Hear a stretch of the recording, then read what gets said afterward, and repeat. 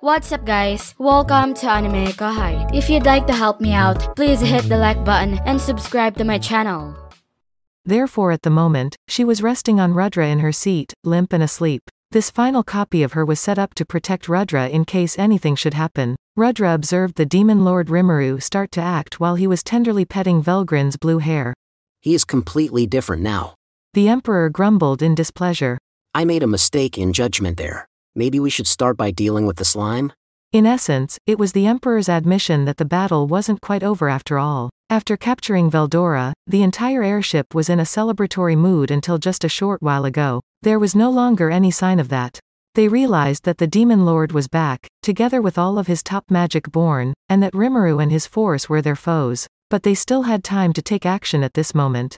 I guess I didn't realize how easily he could have escaped the Phantom Fortress. They must have been eager to get back after losing their lord and primary source of power.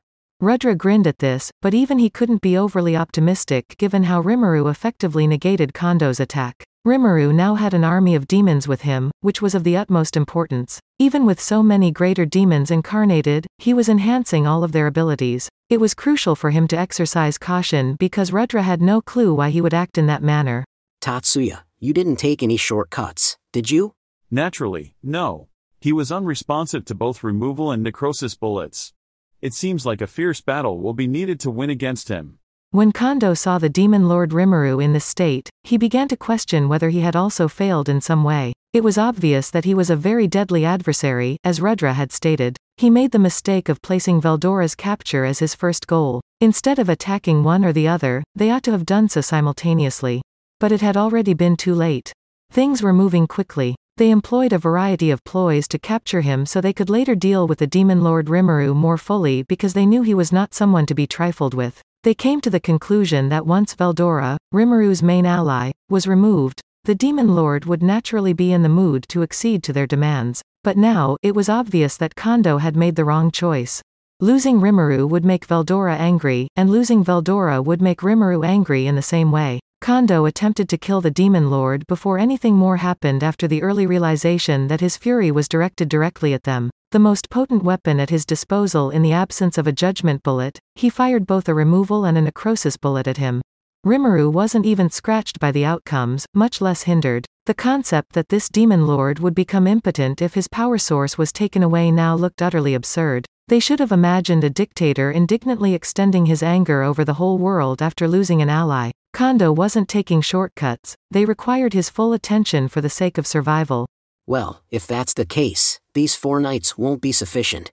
Now that we have Veldora, let's put him to the test and see how he does. Rudra didn't require Kondou to describe how dangerous Rimuru was to the group. To ensure that everyone on the bow was on the same page as him, he made him do it nevertheless. Reminding the single digits of the threat the enemy posed would serve as a caution not to let up too early because they were incredibly competent individuals. Yes, Rimuru posed a threat, but as long as they were vigilant, they could deal with him. But Rudra was determined to keep the workforce he had assembled here. He intended to be very careful as the game's finale approached. Ideally, he could beat Guy without losing a single person. Situationally, they were almost certain to succeed. With the recent capture of Veldora by the Empire, Rudra was now just one step away from putting a stop to this protracted conflict. This is not the place to make a mistake. Because of this, Rudra made the imprudent decision to match Rimuru against Veldora. There was no way anything could go wrong if he had Velgrin's support. Meanwhile, Rimuru's remaining soldiers could be handled by Kondou and his group. There didn't seem to be any issues with that. Rudra had hoped to convince Rimuru to join his cause, but given the situation, he was forced to kill him. They had Veldora as their major target, so it was impossible for the demon lord to thwart their intentions now that they had Veldora. A demon lord was as defenseless as a little mouse in comparison to a true dragon, and although Rimuru was undoubtedly dangerous, Rudra didn't see how their plan could go wrong. They believed that Rimuru would be defeated if they had 2 true dragons on their side because they are the strongest creatures in the entire world. But there were still some worries on Rudra's mind. Why did Veldora give up fighting my thrall over him back there? That was the only persistent problem. It's possible that Veldora gave up the struggle because he understood that, given enough time, Rudra would eventually completely dominate him. But that didn't seem to be the only explanation to Rudra. He had gained first-hand knowledge of Veldora's anger through Regalia Dominion. He could tell that the dragon wasn't the kind to so lightly accept his fate. He started to have doubts in his mind. He might have been attempting to defend something more significant than himself. Moreover, if so, what may it be? Ridiculous. Rudra shook his head, dismissing the notion outright. It was inconceivable to think that Veldora had prioritized the demon lord Rimuru before himself. Velgrand approached Veldora while still in human shape, cuddling up to his head and petting his scales. Good boy. You will become one of us the next time you awaken. Then we'll provide you with the greatest treatment available. She could make out the conclusion to the long game, but it wouldn't be so simple for them. Rimuru emerged abruptly. Velgrand was put off by the sight of this impolite intrusion and felt just a little bit threatened. She kept thinking about how he got out of the Phantom Fortress. Then, as she considered her options, something unexpected happened. Rimuru was calling several demons and giving them new abilities in a display of force. This was merely a provocation. He was showing his hand to Velgrand in an almost impertinent gesture that practically demanded that she try to catch him if she could. Additionally, Rimuru's summoned demons included Testarossa and her companions. She had no idea what he had done or how he had managed it, but Rimuru had transformed them into devil lords, a more advanced form of life. As a result, Velgrand started to be wary of Rimuru. But she also noticed other strange things. Rimuru's rage gave off an aura akin to her brother Veldora's. A true dragon always exudes the kind of absolute dominance that a mere slime, demon lord or not, was engulfed in. For Velgrand, it was an amazing sight, but it was also a reality. That alone illustrated how peculiar the entire event was. She might have brushed it off as impossible if an assistant had told her about it, but after witnessing it with her own eyes, she was forced to believe it. This demon lord, who appeared to be a young girl, wasn't even making an effort to control the ferocious waves of extreme rage that were clearly signs of impending peril. Anyone who lacked the resilience to these surges would instantly perish. Not just people, anyway. Anyone you'd consider strong, possibly below an A according to human standards, would perish without ever having the chance to fight back. It was the Lord's ambition that was at work, and it was on a scale that was comparable to a true dragon. What happens next, then? I guess those primals were also aiding him. My assumption that he had just duped my brother into helping him was completely incorrect.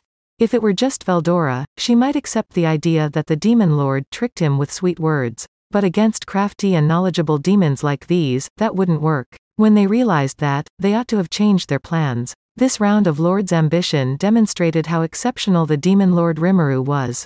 Looking back, Veldora's development was also rather amazing. It would have been unthinkable for him to ever hurt Velgrand 300 years ago. He had developed exceptional fighting talent in the short time since he was freed from his seal, much exceeding her expectations. Perhaps the demon lord in front of her was also to blame for it.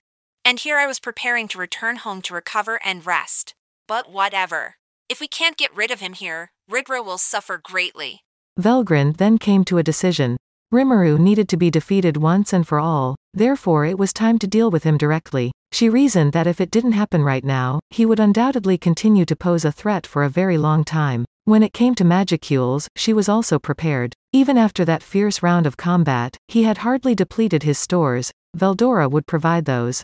She could therefore engage in a full-throated battle from beginning to end. As a result, Velgrand calmly resumed her combat stance and gave up the attitude that victory is ours, and that everything was going according to plan. They came to be here because of that kind of irrational pride. If Rimuru had been dealt with at the Phantom Fortress, he never would have summoned those demons, and the battle with Veldora would have been the end of it. In that regard, things weren't looking good just now, but the worst-case scenario hadn't happened yet. They still stood a reasonable chance of winning, and as long as they avoided mistakes, they wouldn't likely encounter too many difficulties. But all the preparation seemed to pay off in an unexpected way. Velgrand was surprised to see that it was just Rimuru who was advancing on her. Then the victory is mine.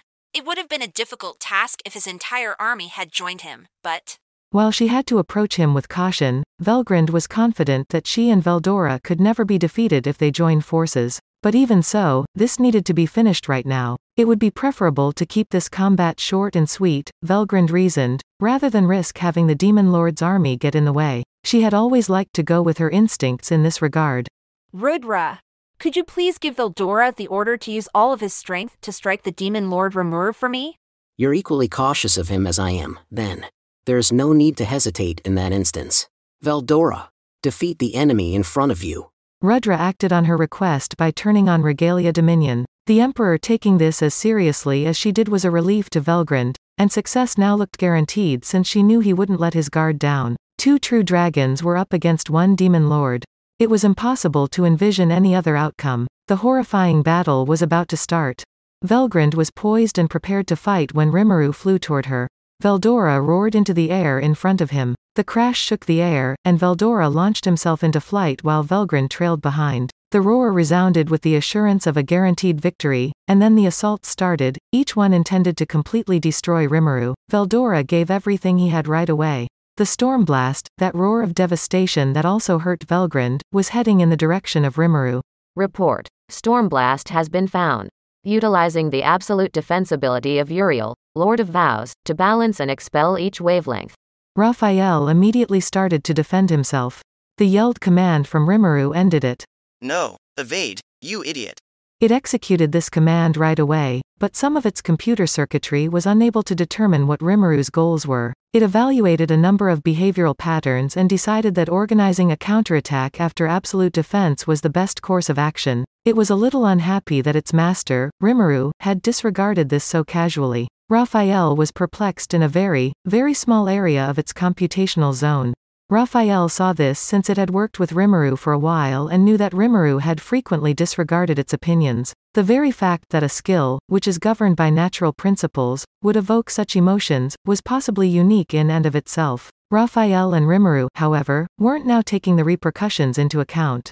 Rimuru reacted by moving out of the way as the Stormblast passed by. Then the absolute defense that should have been keeping him safe was breached. Where Rimuru had just been, there was an explosion, the Stormblast scattering damage in its wake. His recent evasive action was time-sensitive, and any delay could have led to harm. As Raphael observed this, he became more perplexed. A calculating mistake? An unforeseen possibility? I do not understand. Why did Rimuru anticipate what would happen? Its calculation was flawless. There wouldn't be any mistakes. Raphael started searching through the data to see if there was anything it might have missed. Even if the latest quantum computers were easily surpassed in terms of calculation speed, the root of the problem was still unidentified. Confusion. It should have been 100% defendable, according to estimations. Those words unwittingly got out. They weren't necessary to say. One of the most unlikely things in the world was Raphael making excuses. Hey anime fans! Episode 13 is now live on Anime Fans Narrations. Watch Jin Woo face the Ice Elf boss in his toughest fight yet. Will he conquer or be defeated? Catch the action now! That's it for this video, guys. Thank you for always watching my videos and supporting my channel.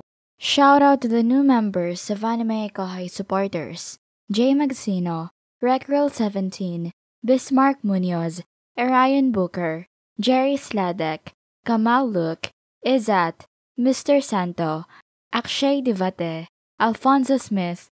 Thank you so much for helping out. I'll see you guys in the next video.